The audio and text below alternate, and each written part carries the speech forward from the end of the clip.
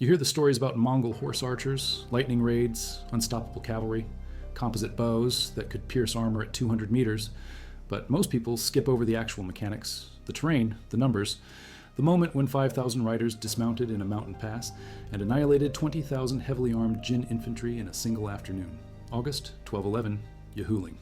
A ridge called Wild Fox because nothing lived there but scavengers. That changed when the bones started piling up. This is how it happened. This is the battle that broke northern China. 10 soldiers answer to one commander. 10 Arbans make a Jagan. 10 Jagans make a Mingan of 1,000. 10 Mingans make a Tumen of 10,000. No tribal loyalty, no bloodline privilege. You fight for the man next to you or your entire Arban dies together. Collective punishment, absolute discipline.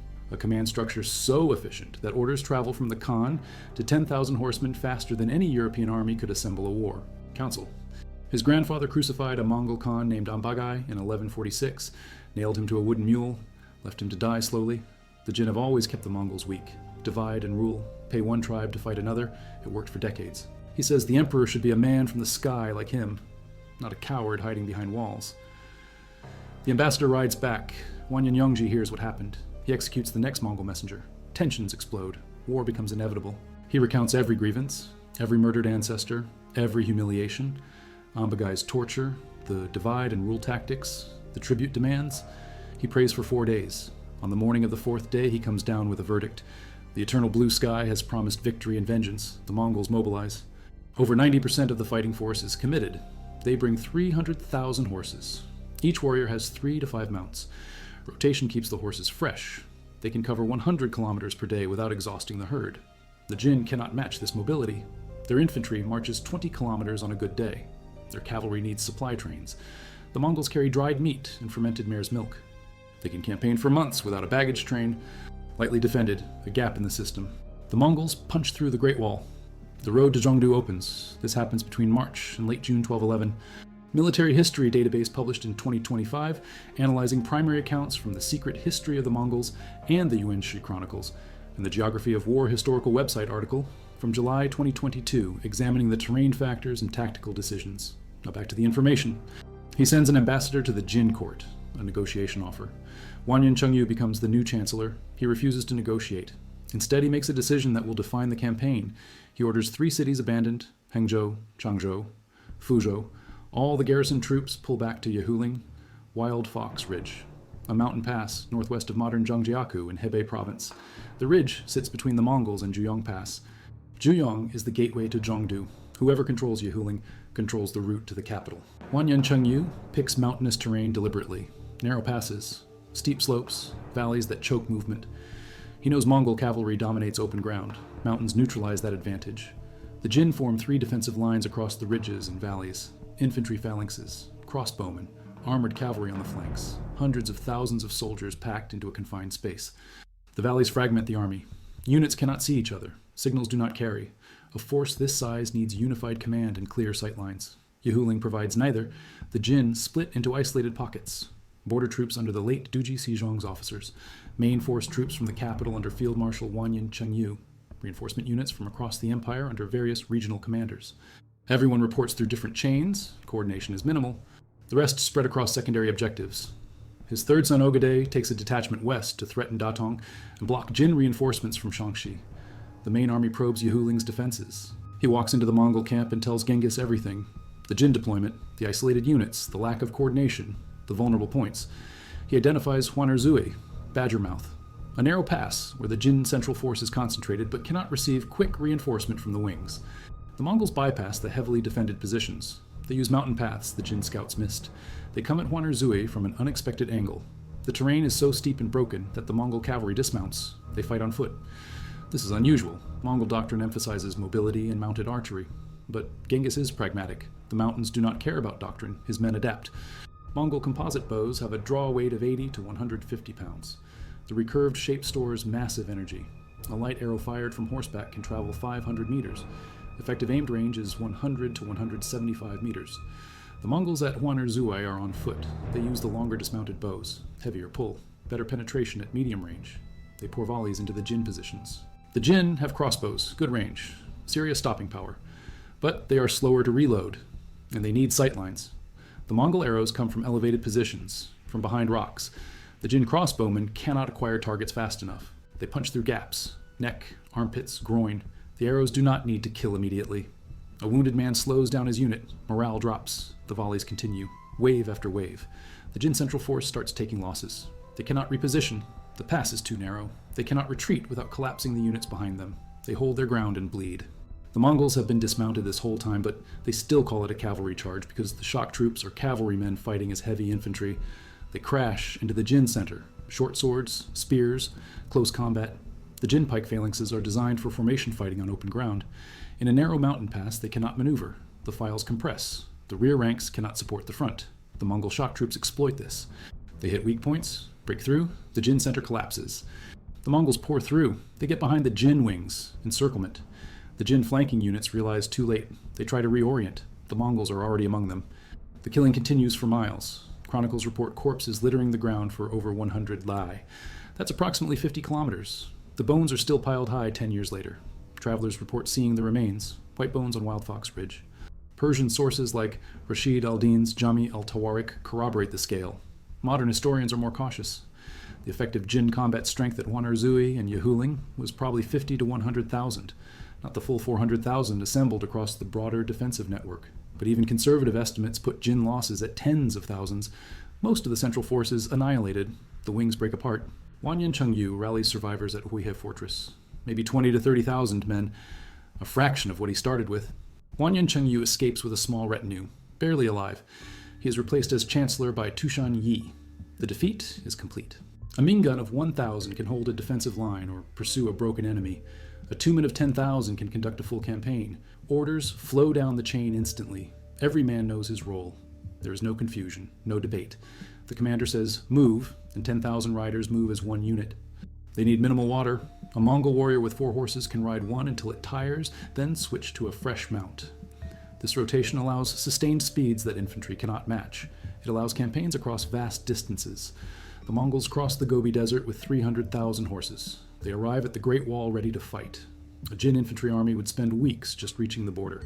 Doctrine says, use mounted archery, hit and run, feigned retreats, draw the enemy out, destroy them in the open.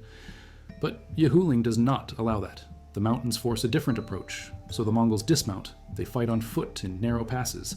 They use their bows from elevated positions. They adapt their cavalry charge to close combat in confined terrain. This flexibility is what separates the Mongols from every other steppe army. The Huns had mobility, the Khitans had organization. The Mongols have both, plus the willingness to abandon doctrine when the situation demands it. But the root problem is strategic. The Jin think in terms of static defense, walls, fortresses, massed formations. This works against enemies who fight the same way. It fails against an enemy who moves faster, concentrates force at unexpected points, and adapts tactics to terrain. Fish glue bonds the materials. The horn resists compression. The sinew resists tension. When the archer draws the string, the bow stores tremendous energy. The recurved tips add mechanical advantage. The result is a compact weapon with power comparable to a much larger longbow. A Mongol archer can use it from horseback. An English longbowman needs both feet planted on the ground and a 6-foot stave. A lighter bow for mounted shooting, 60 to 80 pound draw weight, rapid fire, harassing volleys. A heavier bow for dismounted use, 100 to 150 pound draw weight. Better penetration, longer effective range. They carry 60 arrows in quivers strapped to their backs and saddles. Bodkin points for armor penetration. Broadheads for unarmored targets. Whistling arrows for signals. Fire arrows for siege work. The versatility is staggering. One archer can adapt to any tactical situation. A skilled Mongol archer can lose 12 arrows per minute. Each arrow finds its target at 150 meters.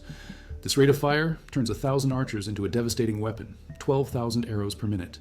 A continuous rain of death. The flanks maneuver for encirclement. Horse archers screen the movement. They harass enemy formations, disrupt charges, create openings. When the enemy commits to pursuing one wing, the other wing sweeps behind. The classic feigned retreat. The Mongols appear to break. They run. The enemy chases. Then the Mongols turn. Fresh mounts are waiting. The pursuers are exhausted. Cavalry reserves appear from concealment. The trap closes.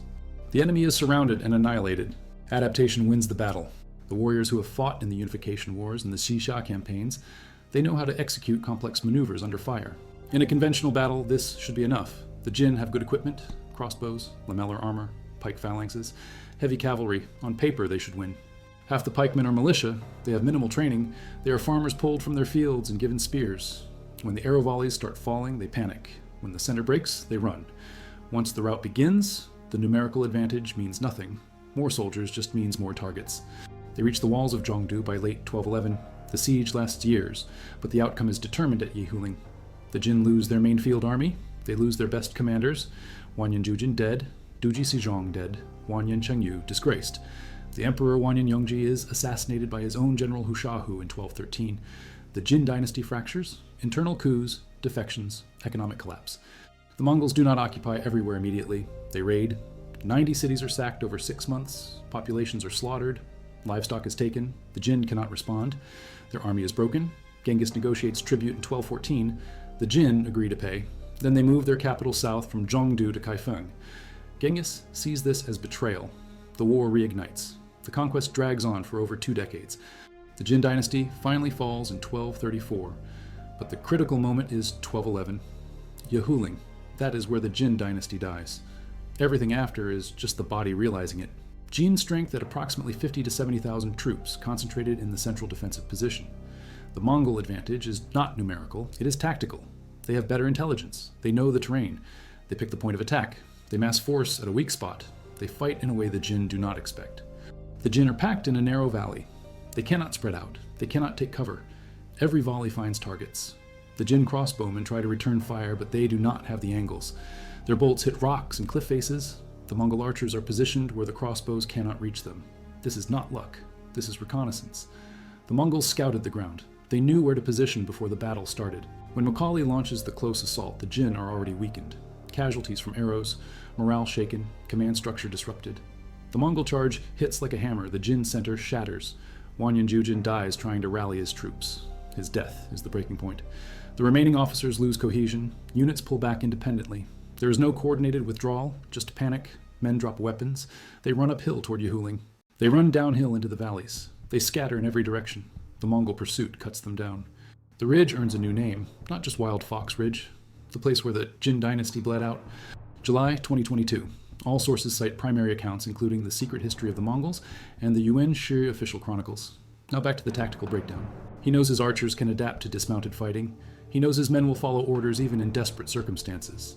This trust allows him to take risks, splitting his force, attacking uphill and mountains, fighting dismounted against a larger enemy. These are risks, but they are calculated. The discipline and training make them feasible. Regional levies. 3 separate forces with different leadership. They cannot coordinate. They cannot execute complex maneuvers. When crisis hits, they fragment. This is the fatal flaw. Size does not matter if you cannot use it effectively. A smaller disciplined force defeats a larger disorganized force through superior positioning and tactics. At Cannae in 216 BC, Hannibal uses double envelopment. At Agincourt in 1415, English longbowmen devastate French cavalry. At Tannenberg in 1914, German forces encircle and destroy Russian armies. Yehuling fits this pattern. Mongol forces isolate and annihilate Jin armies through better intelligence, positioning, and execution. The Jin use their crossbows and static defense from poor positions. The Mongols maneuver to find weak points. The Jin stand in place and hope their numbers hold. The Mongols concentrate force. The Jin spread force. Every tactical decision favors the Mongols. Thousands of riders surround vast areas of steppe. They drive game toward a killing ground. They practice encirclement, coordination, following orders under stress. The Nurje is military training disguised as hunting. It prepares warriors for battle. When the arrows start falling, they do not know how to respond. When their commander dies, they have no protocol. The unit cohesion evaporates. This is why morale matters. It is why training matters. A professional soldier fights through fear. A conscript runs. The fragmented valleys prevent Jin coordination. Genghis picks this battlefield deliberately. He could have tried to draw the Jin into open ground. He waits weeks trying that. When it fails, he adapts. He accepts fighting in mountains because he knows his men can handle it. The Jin pick the terrain to neutralize Mongol cavalry. They succeed. But the Mongols do not need cavalry to win. They have discipline. They have archery. They have commanders who think 3 moves ahead. The Jin try to rebuild in Kaifeng. They hold out until 1234, but they never recover from 1211. Yehuling breaks them. The physical evidence matches the chronicles. This is not myth. This is not exaggeration. The massacre at Yehuling happened. The scale is confirmed. The conquests stretch across Eurasia, but it starts at Yehuling, a mountain pass in northern China, a place where 5,000 dismounted cavalry destroyed 20,000 infantry, where discipline overcame numbers, where adaptability overcame doctrine. The danger of spreading forces, the advantage of fighting on ground, you understand. Genghis Khan intuitively grasps principles that take centuries to codify. He applies them in 1211. They work. They keep working. The Mongol military system dominates for generations because the fundamentals are sound: organization, mobility, adaptability. These three principles defeat every enemy. They break the Jin dynasty at Yehuling. They will break empires across 3 continents. They lose control of the capital region. They lose strategic initiative. From 1211 onward, the Jin are reacting. The Mongols dictate the war. 10 Jin dead for every Mongol dead. Maybe more. This is not just victory. This is annihilation. One tactical decision. One defector. One commander who sees the opportunity and takes it. Blunt force trauma from maces and clubs. These are Jin soldiers. They died in August 1211. They were buried in a pit and forgotten. Until modern science finds them, carbon dates them, confirms what the chronicles say. Yehuling was real. The slaughter was real. History is built on bones. The moment when Mongol discipline and adaptability faced a numerically superior enemy in unfavorable terrain and won anyway. The moment when 20,000 dismounted cavalry destroyed a force 3 times their size. The moment when the composite bow and the decimal system defeated the static warfare doctrine of settled empires. That moment reverberates. It echoes through the next century of Mongol expansion. Every general who serves under Genghis remembers Yehuling. Every Tumen that rides west toward Europe or south toward Persia carries the lesson. We can adapt. We can win. Numbers mean nothing. Terrain means nothing. What matters is discipline.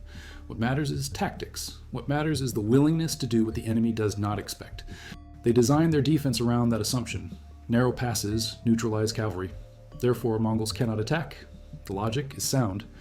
Except the Mongols do not care about logic, they care about victory. So they dismount, they fight on foot. They win anyway. This is the difference. The Jin think in terms of doctrine. The Mongols think in terms of results. Doctrine says cavalry need open ground. Results say victory needs dead enemies. If dead enemies require fighting on foot, then you fight on foot. Simple. A Mingan can assault a fortified city. A Tumen can conquer a kingdom. Scale up or down as needed. Combine units. Split units. React to changing conditions. The system adapts. It survives. It conquers. They should win. On paper, they win. In reality, they lose. Because paper does not account for Shimo Mingan walking into the Mongol camp with intelligence. Paper does not account for Genghis Khan personally leading the assault at Huihe Fortress. Paper does not account for 10,000 archers who can shoot 12 arrows per minute with accuracy at 150 meters. Paper does not bleed. It bleeds Jin soldiers for 3 days in August 1211. It bleeds the northern defensive line. It bleeds the empire. And when the bleeding stops, the Mongol Empire stands where the Jin dynasty stood. The bones pile up. The chronicles record it. The archaeologists find it. History confirms it. Yehuling happens in year 1. It sets the template. Every subsequent battle follows the same pattern. Superior Mongol mobility, better intelligence gathering, tactical flexibility. The Jin try everything. Nothing works. The fundamental problem is systemic. Fermented mare's milk, high calories. A Mongol army can campaign for 6 months without a supply train. They operate hundreds of kilometers from their base. They choose when and where to fight. They force Jin armies to choose between starvation and retreat. They identify weak points. They assess troop strength. This information flows back immediately. The Jin rely on garrison reports, static, outdated, often wrong. Units do not share information. The Mongols call it efficiency.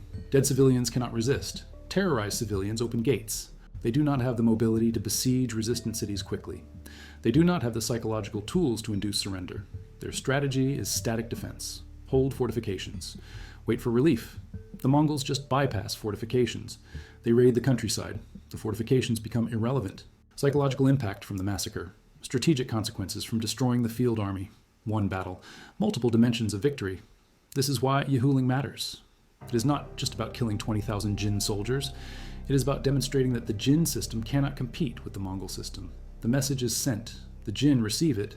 They cannot answer it. The Jin lose northern Hebei after Yehuling. This region produces grain, horses, iron, tax revenue. The Jin government depends on these resources. Losing them creates a fiscal crisis. The government cannot pay soldiers. It cannot buy supplies. It cannot maintain infrastructure. The economy shrinks. Rebellions increase. The Redcoat insurgency in Shandong. The Khitan uprisings in the northeast. The Jin fight on multiple fronts. They are losing everywhere. This feedback loop is fatal. The ethnic divisions within the Jin Empire become a Mongol asset. Genghis Khan exploits this. He promises better treatment for Han Chinese. Many believe him. Whether he delivers is secondary. The belief is enough. It fractures Jin resistance. The combination of Mongol mobility and Chinese siege technology is devastating. Cities that could withstand months of siege fall in weeks. By 1215, the Mongols are using gunpowder weapons, primitive grenades, fire pots, thunder bombs. These are Chinese inventions. The Mongols adopt them, improve them, deploy them. The technological edge shifts. The Jin innovated these weapons. The Mongols weaponize them more effectively. The command structure also evolves. Genghis Khan promotes based on merit. Jebe, Subutai, Mughali. These generals are brilliant. They win battles against impossible odds. They are given autonomy. Genghis tells them what to achieve, not how to achieve it. This decentralized command allows rapid reaction. A general in the field does not need to wait for orders. He assesses. He decides. He acts. The Jin command is centralized. Every major decision requires imperial approval. By the time approval comes, the opportunity is gone. By the time they fight a real battle, they have done it 100 times in training. Muscle memory. Unit cohesion. The Jin conscripts train a few weeks. They drill in formation. They do not practice battle maneuvers. When chaos hits, they freeze. The Mongols react. The Jin emperor moves to Kaifeng, 1232. The Mongols besiege Kaifeng. The siege lasts over a year. Famine, disease, thunder bombs explode in the streets. Iron vessels filled with gunpowder, fired from catapults. They blow apart defenders. Shrapnel kills dozens per blast. The Jin defenders use them too, but the Mongols have more. Better. The walls crack. 1233. Kaifeng surrenders. Emperor Aitsung flees. He commits suicide. The Jin dynasty ends 23 years after Yehuling. The process begins in 1211 on Wild Fox Ridge, based on earlier records, court documents, military reports. These sources cite numbers, dates, places. They corroborate each other. Persian sources add detail. Rashid al-Din's Jami al-Tawarik, completed in 1310. Comprehensive world history, Mongol perspective. All these sources tell the same story. Yehuling was decisive. The massacre was real. The consequences were catastrophic for the Jin. Excavations in Hebei. Mass graves dated to the early 1300s. Trauma analysis, arrow wounds, sword cuts. Locations match the chronicles. Yehuling, Huihe Fortress, sites of major battles. The bones do not lie. Thousands died. The scale matches historical accounts. This is not propaganda. This is physical evidence. Science backs history. The story is real. This is how 4,000 to 5,000 Mongol horse archers annihilated 20,000 Jin dynasty infantry at the Battle of Yehuling in 1211. Through reconnaissance, intelligence from defectors, superior positioning, overwhelming discipline, tactical adaptability, concentrated firepower from composite bows, decisive close combat, relentless pursuit, complete annihilation, and the strategic insight to understand that one battle could break an empire. Genghis Khan saw it. He executed it. History recorded it. The bones prove it.